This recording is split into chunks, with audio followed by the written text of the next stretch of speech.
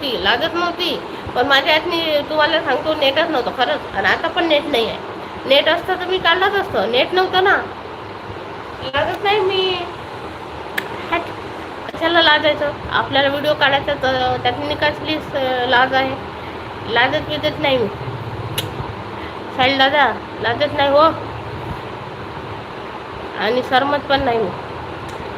बिंदास काढते व्हिडिओ. पण का करू? नेटच नव्हतं माझ्यात. खरी गोष्ट सांगतो तुम्हाला.